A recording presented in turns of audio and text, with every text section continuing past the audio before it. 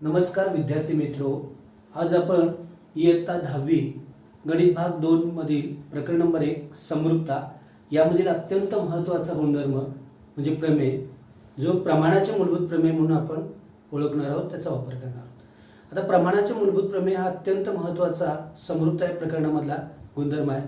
तो प्रमेय काय सांगतोय बघा, त्रिकोणाच्या एका बाजूला समांतर असणारी रेषा त्याच्या उरलेल्या बाजूंना भिन्न बिंदूत छेदत असेल तर ती रेषा त्या बाजूंना एकाच प्रमाणात विभागते। पुन्हा एकदा प्रमाणाच्या मूलभूत प्रमेयाचा जे विधान आहे ते विधान ऐका। जर त्रिकोणाच्या एका बाजूला समांतर असणारी रेषा उरलेल्या बाजूंना भिन्न बिंदूत छेदत असेल तर ती रेषा त्या बाजूंना एकाच प्रमाणात विभागते। हा अत्यंत महत्त्वाचा या ठिकाणी प्रमेय आहे, जो यापूर्वी बोर्डाला अनेक वेळा विचारलेला आहे। त्याच्यावर आधारित गणित सुद्धा बोर्डाला येऊन गेलेले आहे। मग तो पुन्हा एकदा प्रमेय बघा, त्रिकोणाच्या एका बाजूला समांतर असणारी रेषा उरलेल्या दोन बाजूंना भिन्न बिंदूत छेदत असेल तर ती रेषा त्या बाजूंना एकाच प्रमाणात विभागते। आता प्रमेय म्हटलं की तुम्हाला माहिती आहे, प्रमेय म्हटलं की आकृती काढणं अत्यंत आवश्यक आहे। आकृती काढली पाहिजे। आकृत्या विना तुम्ही जर पक्ष, साध्य, सिद्धता, रचना जे काही लिहिलं असेल आणि ते बरोबर देखील असेल तर बोर्डाचा नियम असा आहे की त्याला काही मार्क दिला जात नाहीये। तर प्रमेय म्हटलं की आकृती काढणं आवश्यक आहे।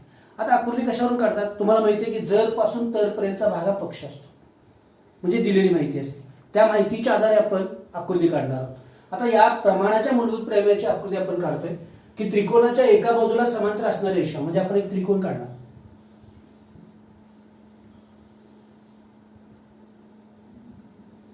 त्याला आपण नाव देऊया त्रिकोण एबीसी। आता एका बाजूला समांतर असणारी रेषा म्हणजे आपण असं गृहीत धरू की बाजू बीसी ला समांतर असणारी रेषा या ठिकाणी आपण काढलेली आहे। ती रेषा एल आहे, ती बाजू बीसी ला समांतर असे दिलेल्या माहितीनुसार आपण काढलेलं आहे। आणि रेषा एल ही बाजू एबी ला पी मध्ये छेदते आणि बाजू एसी ला क्यू मध्ये छेदते असं आपण मानूया। म्हणजे दिलेल्या माहितीनुसार आपण आकृती काढली, त्रिकोण एबीसी काढलेला आहे। त्या त्रिकोण एबीसी मध्ये रेषा एल ही त्याच्या बाजू बीसी ला समांतर आहे। आता दिलेल्या माहितीनुसार आपण आकृती काढली। आता पक्ष लिहायचा आहे। पक्ष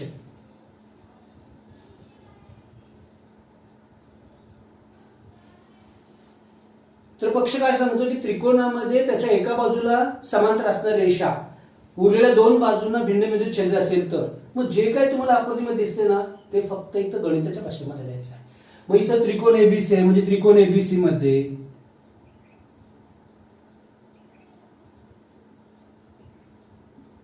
पहा रेषा पीक्यू म्हणजे रेषा एल समांतर बाजू बीसी, म्हणजे बाजू बीसी ला एल ही रेषा समांतर आहे। त्याचबरोबर रेषा एल ही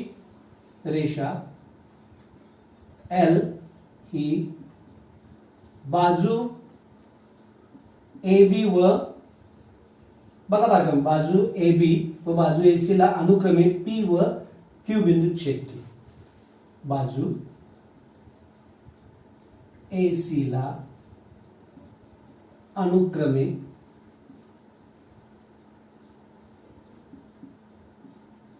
बिंदू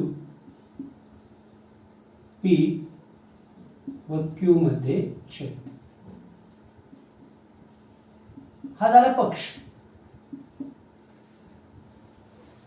आता साध्य काय करायचंय तर ती रेषा म्हणजे रेषा एल त्या बाजूंना म्हणजे बाजू एबी आणि बाजू एसी यांना एकाच प्रमाणात विभागते। आता एकाच प्रमाणात विभागणं म्हणजे तुम्हाला प्रमाणात विभागणं म्हणजे गुणोत्तर सारखे असणं, म्हणजे बाजू एबी चे रेषा एल मुळे जे दोन खंड झाले, दोन सेगमेंट झाले, रेख एपी आणि रेख पीबी, त्यांचं गुणोत्तर हे रेषा एल मुळे बाजू एसी चे जे दोन खंड झाले एक्यू आणि क्यूसी यांचं संगत गुणोत्तर दोन्ही समान असतं असं आपल्याला दाखवायचं। म्हणजेच आपलं साध्य आहे की ती रेषा त्या बाजूंना एकाच प्रमाणात विभागते। याचा अर्थ मी पुन्हा एकदा सांगतोय की रेषा एल मुळे बाजू एबी चे जे दोन भाग झाले एपी आणि पीबी यांचं गुणोत्तर हे रेषा एल मुळे एसी बाजूचे दोन भाग झाले एक्यू आणि क्यूसी यांचं संगत गुणोत्तर हे दोन्ही समान असतात। आता या दोन खंडांचं गुणोत्तर म्हणजे AP आपलं साध्य आहे AP छेद PB बरोबर. प्रमाण असणं म्हणजे गुणोत्तर समान असणं. की रेषा N मुळे AC बाजूचे दोन भाग झाले AQ आणि QC यांचं संगत गुणोत्तर समान असणं. म्हणजे तुम्ही AP जो वरील भाग आहे त्याचं PB हा खालील भागाचे घेतलेलं गुणोत्तर आहे, तर इकडे सुद्धा तुम्हाला AQ चे QC चे असणारं गुणोत्तर घ्यायला लागेल. म्हणजे AP छेद PB बरोबर आपलं काय येणार आहे AQ छेद QC. हे आपल्याला साध्य करायचं. पक्ष साध्य लिहिला, आकृती काढली. आता हा जो प्रमेय आहे, हा जो गुणधर्म आहे तो आपण या ठिकाणी पूर्वी पाहिलेले दोन त्रिकोणांच्या क्षेत्रफळांचे गुणोत्तरांचे जे गुणधर्म आहेत त्यांच्या आधारे आपण सिद्ध करणार आहोत. आता आपण असा विचार करू AP छेद PB. AP ज्याची बाजू होईल असा आकृतीमध्ये त्रिकोण आहे का? तर पाहिलं तर आपल्याला दिसतोय त्रिकोण APQ. ज्याची PB बाजू होईल असा त्रिकोण या आकृतीमध्ये आहे का? तर नाही. त्याचप्रमाणे AQ ज्याची बाजू होईल असा त्रिकोण APQ आहे, पण QC ज्याची बाजू होईल असा त्रिकोण आकृतीमध्ये नाही आहे. म्हणजेच आपल्याला काय करावं लागेल की रचना करावी लागेल. का रचना करतोय आपण की हा प्रमेय आपण दोन त्रिकोणांच्या क्षेत्रफळांच्या गुणधर्मांच्या आधारे गुणोत्तरांच्या गुणधर्माच्या आधारे आपण सिद्ध करणार आहोत. त्यासाठी दिलेली आकृती पुरेशी नाही आहे म्हणून आपण रचना करतोय. आता रचना काय करणार आपण बघा. रेख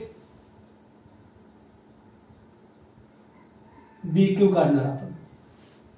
त्यामुळे काय होईल की या ठिकाणी त्रिकोण तयार झाला, त्रिकोण PQB ज्याची बाजू PB होईल. त्याचप्रमाणे आपल्याला रेख PC काढावा लागेल.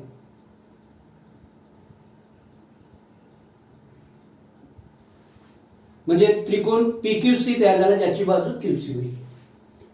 म्हणजे दिलेली आकृती पुरेशी नाही म्हणून आपण आकृतीमध्ये बदल केला, त्याला आपण रचना म्हणतो. जी रचना केलेली आहे त्याची नोंद करा, कारण प्रमेयाच्या सिद्धतेमध्ये रचनेला अर्धा मार्क असतो. काय केलं आपण रेख BQ व रेख CP काढला किंवा PC काढला. ही झाली रचना. आता पहा तुम्ही आकृतीमध्ये आता सिद्धता लिहिण्यासाठी तुम्हाला आता दोन त्रिकोण ज्याची बाजू AP होईल ज्याची PB बाजू होईल अशी निवडता येतील. म्हणजे पहिलं गुणोत्तर जे AP छेद PB आहे हे गुणोत्तर मिळवण्यासाठी आकृतीमध्ये ज्याची बाजू AP होईल ज्याची बाजू PB होईल असे दोन त्रिकोण आकृतीमध्ये. कोणते दोन त्रिकोण आहेत? तर त्रिकोण APQ आणि त्रिकोण PQD आहे की नाही. मग तुम्ही या दोन त्रिकोणाच्या बाबतीमध्ये बारकावे निरीक्षण करा की एक शिरोबिंदू सामायिक आहे. म्हणजे कोणते दोन त्रिकोण पुन्हा एकदा सांगतोय, त्रिकोण APQ व त्रिकोण PQB. या दोन त्रिकोणांच्या मध्ये Q हा शिरोबिंदू सामायिक आहे आणि जो शिरोबिंदू सामायिक आहे त्याच्या समोरच्या बाजू संबंधित त्रिकोणामध्ये म्हणजे त्रिकोण APQ मध्ये Q समोरची बाजू AP आहे आणि त्रिकोण PQB मध्ये Q समोरची बाजू PB आहे या एका सरळ रेषेमध्ये. आणि तुम्हाला माहिती आहे की दोन त्रिकोणांच्या मध्ये एक शिरोबिंदू सामायिक आणि त्या सामायिक शिरोबिंदू समोरच्या बाजू संबंधित त्रिकोणामधल्या एका सरळ रेषेमध्ये असतील तर ते दोन त्रिकोण समान उंचीचे असतात. आणि ज्या बाजू एका सरळ रेषेमध्ये आहेत त्यांचे संगत पाय असतात. म्हणजे त्रिकोण APQ आणि त्रिकोण PQB हे कसले त्रिकोण आहेत? समान उंचीचे त्रिकोण. म्हणजे त्रिकोण APQ व त्रिकोण PQB हे समान उंचीचे त्रिकोण आहेत.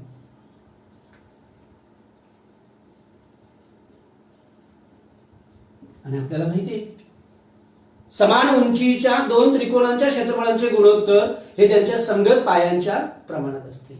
म्हणजे त्रिकोण APQ त्रिकोण PQB हे समान उंचीचे त्रिकोण आहेत आणि ज्या बाजू जो शिरोबिंदू सामायिक त्याच्या समोरच्या बाजू ज्या एका सरळ रेषेमध्ये आहेत ते त्यांचे पाय आहेत. म्हणजे त्रिकोण APQ चा पाया AP आहे, त्रिकोण PQB चा पाया PB आहे. लक्षात? मग या दोन त्रिकोणाच्या क्षेत्रफळांचे गुणोत्तर काय मुलांनो? की एरिया त्रिकोण ए पी क्यू छेद एरिया त्रिकोण पी क्यू बी बरोबर. हे समान उंचीचे दोन त्रिकोण आहेत म्हणजे त्यांच्या क्षेत्रफळांचे गुणोत्तर त्यांच्या संगत पायांच्या प्रमाणात असतात. पाय कोण? ज्या बाजू एका सरळ रेषेमध्ये आहेत ते पाय म्हणजे काय येणार? एपी छेद पीबी. याला आपण विधान नंबर 1 म्हणणार आहोत आणि याचं कारण आहे समान उंचीचे त्रिकोण.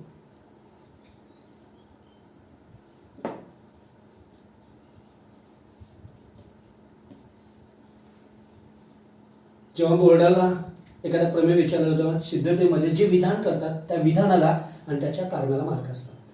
त्यामुळे इथं कारण जर तुम्ही नाही लिहिलं तर तुमचा मार्क कट होऊ शकतो. आता याच पद्धतीनं तुम्ही विचार करा की ज्याची बाजू AQ होईल आणि ज्याची बाजू QC होईल असे दोन त्रिकोण आकृतीमध्ये आहेत का? आहे.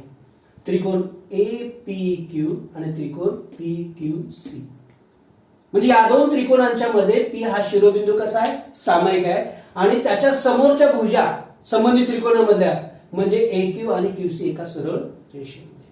म्हणजे हे दोन त्रिकोण देखील समान उंचीचे त्रिकोण आहेत आणि या समान उंचीच्या दोन त्रिकोणांच्या क्षेत्रफळांचे गुणोत्तर त्यांच्या संगत पायाच्या प्रमाणात असते. म्हणजे याच पद्धतीने आपण दुसरं विधान असं करू शकतो.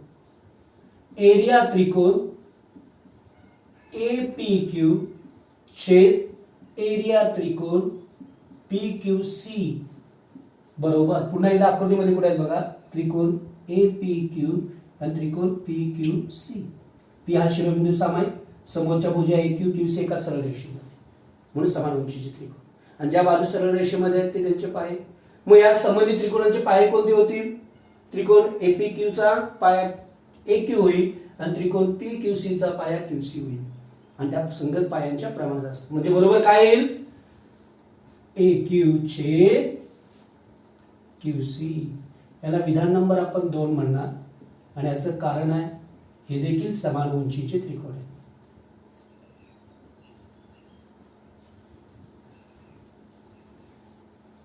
आता नेहमी मी तुम्हाला सांगतोय की कोणत्याही प्रमेयाची सिद्धता लिहिताना आपल्याला कुठेपर्यंत जायचं आहे हे कशावरून ठरवतो? तर साध्याच्या भागावर. साध्य काय सांगतं की AP छेद PB बरोबर AQ छेद QC दाखवा. आता विधान नंबर 1 आणि 2 च्या त्या कोणत्या बाजू आहेत जरा बारकाईने निरीक्षण करा. विधान नंबर 1 ची AP छेद PB आणि विधान नंबर 2 ची AQ छेद QC या उजव्या बाजू आहे आणि आपल्याला काय दाखवायचं म्हणजे याच्यामध्ये उजव्या बाजू समान आहेत. आता या विधान नंबर 1 म्हणजे समीकरण नंबर 1 आणि 2 च्या उजव्या बाजू समान केव्हा होती? जर त्यांच्या डाव्या बाजू समान असतील तर. मग डाव्या बाजू काय आहेत नेमक्या बघा? एरिया त्रिकोण APQ छेद एरिया त्रिकोण PQB ही 1 नंबरची डावी बाजू आहे आणि 2 नंबरची डावी बाजू काय? एरिया त्रिकोण APQ छेद एरिया त्रिकोण PQC.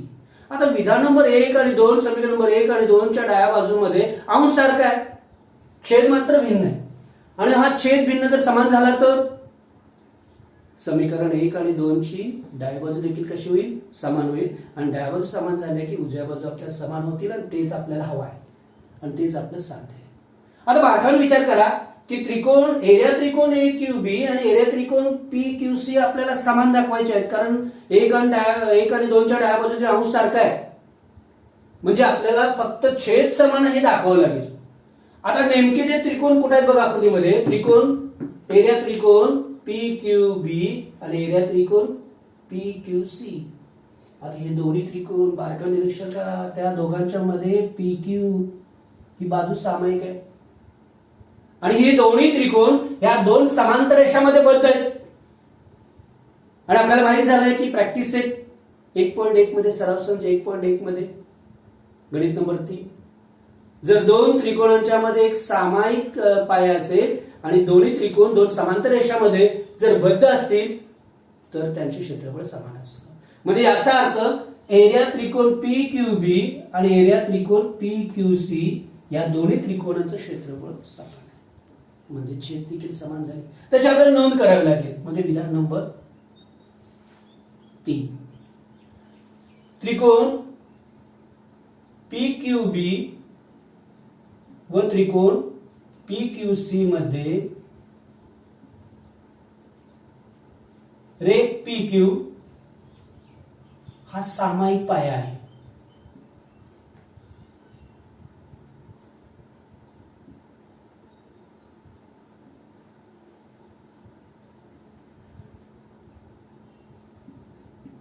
रेख PQ म्हणजे रेषा N, समांतर बाजू BC, रेख PQ समांतर रेख BC.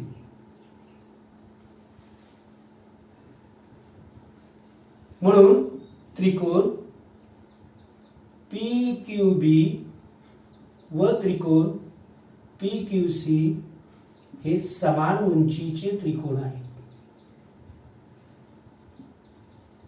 उंचीचे त्रिकोण आहे. आता इथं बघा सामायिक पाया म्हणजे दोघांचा पायाही समान आहे आणि उंचीही समान आहे. पायाही समान आहे, उंचीही समान आहे. क्षेत्रफळ सूत्र जरी वापरलं तरी दोघांचं क्षेत्रफळ एकच येणार आहे. म्हणजे या दोन त्रिकोणांचा एरिया कसा येणार आहे? समान येणार आहे. म्हणून आपण इथे काय करू शकतो, काय लिहू शकतो?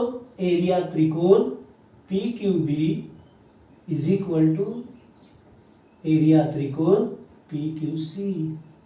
याला विधान नंबर आपण 3 म्हणणार आहे. आणि आपल्याला हेच हवं आहे. विधान 1 आणि 2 च्या उजव्या बाजू आपल्याला समान दाखवायच्या आहेत. त्यासाठी डाव्या बाजू समान व्हायला पाहिजेत आणि डाव्या बाजू समान होण्यासाठी आपण विचार केला, पाहिलं तर त्यांचे अंश सारखे, छेद मात्र भिन्न दिसत आहेत. आणि छेद भिन्न जरी असले तरी त्यांचे एरिया समान आहेत. हे आपण सिद्ध करून दाखवलेलं आहे.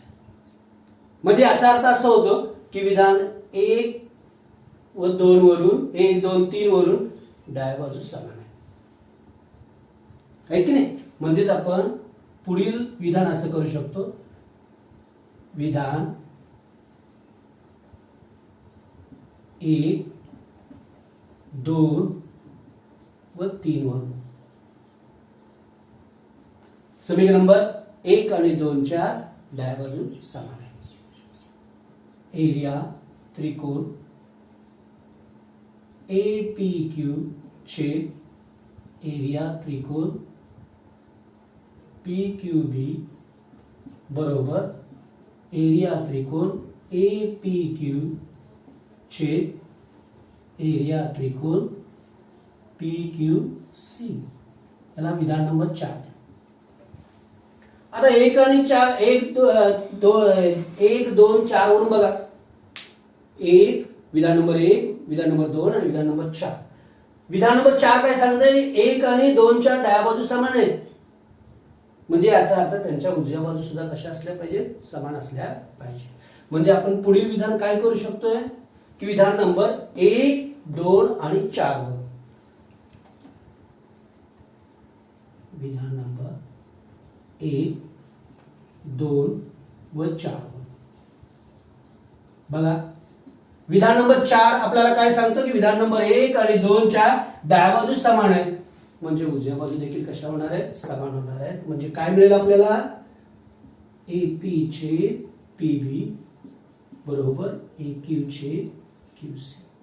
आणि हेच आपल्या प्रमाणाच्या मूलभूत प्रमेयाचं साध्य आहे. हे सिद्ध झालेलं आहे. मला तुमच्या लक्षात आलं का की प्रमाणाच्या मूलभूत प्रमेयाची सिद्धता आपण कशी लिहायची, कशी लिहिली जाते हे समजावून घ्या. पाठांतर करण्यापेक्षा समजावून घ्या.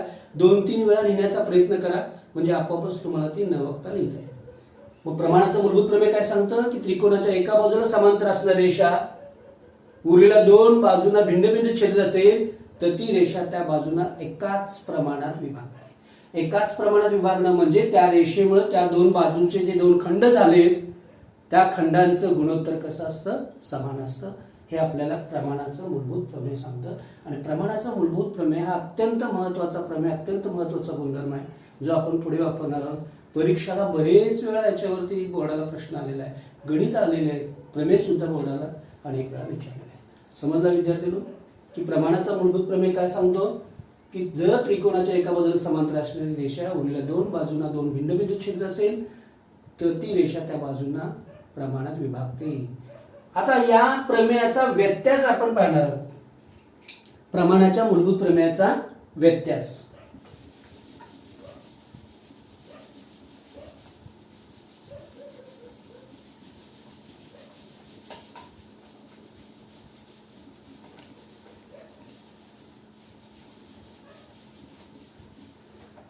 प्रमाणाच्या मूलभूत प्रमेयाचा व्यत्यास.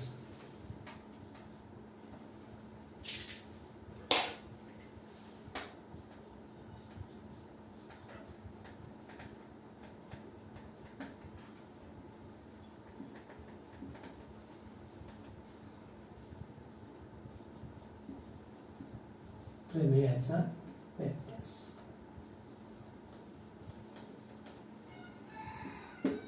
आता व्यत्यास काय होणार आहे? जो पक्ष होता तो साध्य होणार आणि साध्य होता तो पक्ष होणार. म्हणजे जर पासून तर पर्यंतचा जो भाग आहे तो आपला पक्ष असतो आणि तरच्या नंतरचा भाग काय असतो? साध्य असतो. आता या विधानाची काय होणार? आदला बदल होणार आणि मग तो त्या प्रमेयाचा काय होतो? व्यत्यास होतो. मग काय होईल विधान? त्रिकोणाच्या दोन बाजूंना दोन भिन्न बिंदू छेदणारी रेषा, जर एखादी रेषा छेदत असेल आणि ती एकाच प्रमाणात छेदत असेल तर ती रेषा उरलेल्या बाजूला म्हणजे तिसऱ्या बाजूला काय करते की समांतर असते. म्हणजे आपण ते विधान काय होईल? त्रिकोणाच्या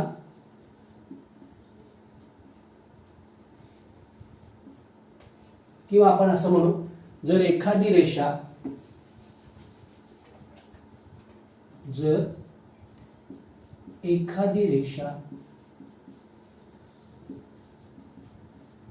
त्रिकोणाच्या दोन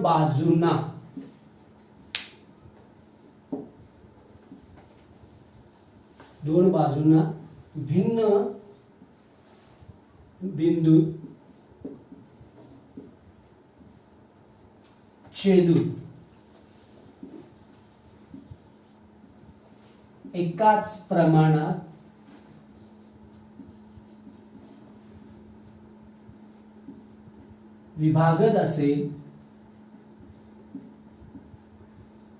विभागत असेल तर ती रेषा उरलेल्या बाजूला समांतर असते. ती रेषा उरलेल्या बाजूला समांतर असते. हा प्रमाणाच्या मूलभूत प्रमेयाचा व्यत्यास आहे, त्याचं हे विधान आहे. या प्रमेयाची सिद्धता बोर्डाला विचारली जाणार नाही, परंतु या प्रमेयाचा उपयोग करून आपण अनेक उदाहरणं सोडवणार आहोत. याचा पुढे आपण उपयोग करणार आहोत. थोडक्यात तो आपण या ठिकाणी गणिती भाषेमध्ये मांडण्याचा प्रयत्न करणार आहे. जर एखादी रेषा त्रिकोणाच्या दोन बाजूंना भिन्न बिंदू छेदून एकाच प्रमाणात विभागत असेल तर ती रेषा उरलेल्या म्हणजे तिसऱ्या बाजूला समांतर असते. आता याची आपण आकृती तयार करू.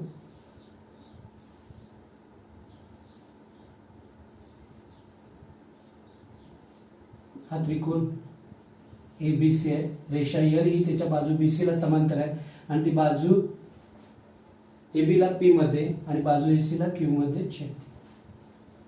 तर ती रेषा आता तिसऱ्या बाजूला आपल्याला समांतर आहे दाखवायचं. म्हणजे पक्ष काय होईल? जो मगाचा साध्य होता तो पक्ष होणार. काय होता साध्य? प्रमाणाच्या मूलभूत प्रमेयामध्ये रेषा L समांतर बाजू BC हा आपला पक्ष होता. या ठिकाणी आता तो साध्य होणार आहे. आता साध्य हा पक्ष होईल. म्हणजे त्रिकोण ABC मध्ये रेषा L ही बाजू AB व बाजू AC ला अनुक्रमे बिंदू P व Q मध्ये अशी छेदते की Q मध्ये अशी छेदते की L रेषेमुळे बाजू AB चे जे दोन भाग झाले आणि L रेषेमुळे बाजू AC चे दोन भाग झाले त्यांची संगत गुणोत्तरे समान असतात. म्हणजेच अशी छेदते की AP चे PB बरोबर AQ चे QC. म्हणजे एखादी रेषा त्रिकोणाच्या दोन बाजूंना समान गुणोत्तरात विभागत असेल तर ती रेषा उरलेल्या बाजूला म्हणजे तिसऱ्या बाजूला समांतर असते असं आपल्याला कोण सांगतं?